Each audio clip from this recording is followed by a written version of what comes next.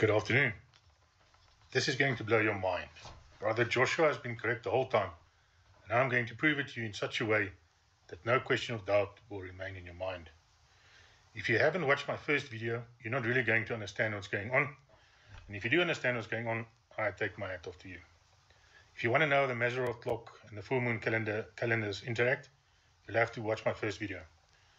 Brother Joshua received the following dates: the 23rd and 24th of September, and the 16th and 17th of October. He called it the Exodus, which by its very name implies that it's a process and not the final date. But the question is, Exodus to where? We know that the Israelites began their Exodus on the 15th of Nisan, and they arrived at Mount Sinai on the 1st of Sivan, a journey that took them 47 days to complete. Keep note of the 47 days. Why do I say that was the end of the Exodus process?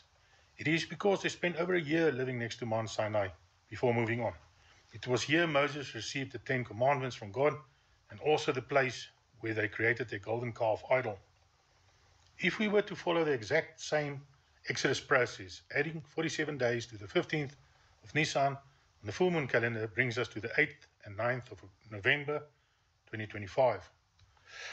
I'm now going to prove to you without a question of doubt that the full moon calendar, God's Mazzaroth clock, and Brother Joshua are all 100% correct, and that Brother Joshua is indeed a prophet of God, sent by God to fulfill the prophecy of the mockers and scoffers, and to give us the date that marked the beginning of our Exodus process.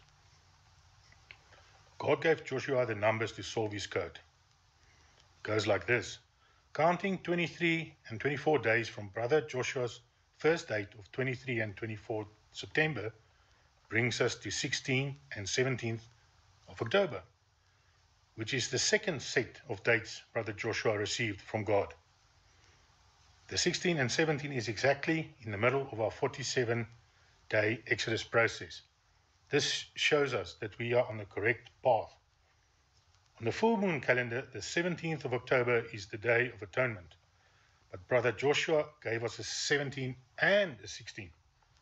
Note that the full moon calendar runs from sunup to sunup, and because the Day of Atonement always begins the previous night, it therefore began on the 16th of October and continued during the next day on the 17th of October.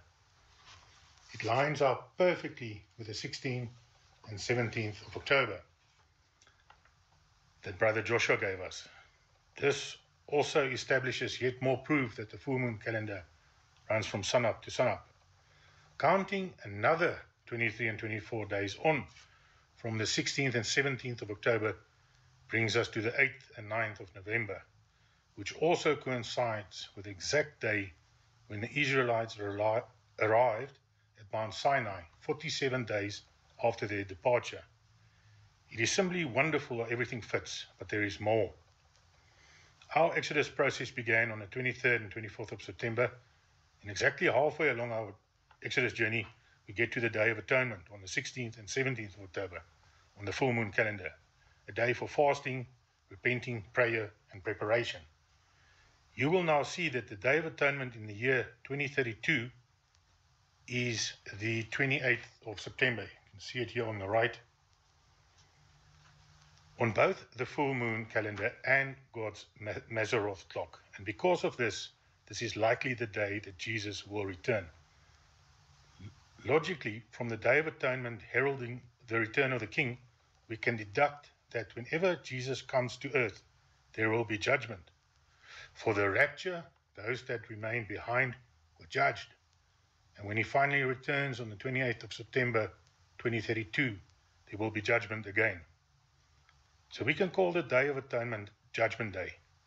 But why did nothing happen on the Day of Atonement on the 16th and 17th of October 2025 on the full moon calendar? It is because of the 21 days delay mentioned in Daniel 10. This is the time period where the angels under the leadership of Archangel Michael battle the dragon. 21 days after the full moon calendar Day of Atonement brings us to the 6th and the 7th of November, which is the Feast of Trumpets on God's Mazzaroth clock. Satan is defeated on this day. Satan is defeated on God's appointed time, on God's Mazzaroth clock. Now that Satan has been thrown out of heaven, God can get to work reviving the dead on the second day and raising them up on the third day, referring to Hosea 6 verse 2.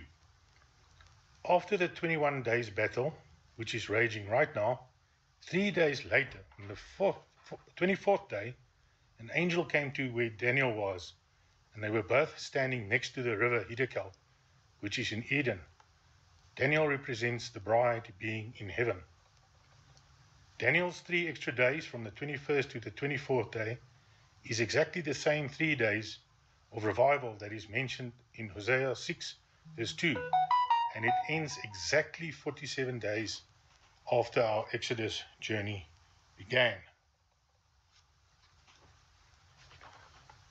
On the 8th and the 9th of November 2025, we finally arrive at our symbolic Mount Sinai, where the Israelites stayed for 1 year. Note that for the bride of Christ, 1 day is now the same as 1,000 years, which means that instead of spending a year like the Israelites did, we will be spending the next 1,000 years with our God and Savior, Jesus Christ, before the next step in our journey will continue. Please note that when using the full moon calendar, day counts must be inclusive, as the Israelites did not have a zero, and by extension day counts on God's Mazzaroth clock as well. For Joshua's counts, a modern man, I use normal counts. I know I speak the second most spoken language in the world, which is bad English. The first most common language in the world is normal English. And therefore, thank you for listening to the end. God bless each and every one of you, and I hope to see you real soon. Goodbye.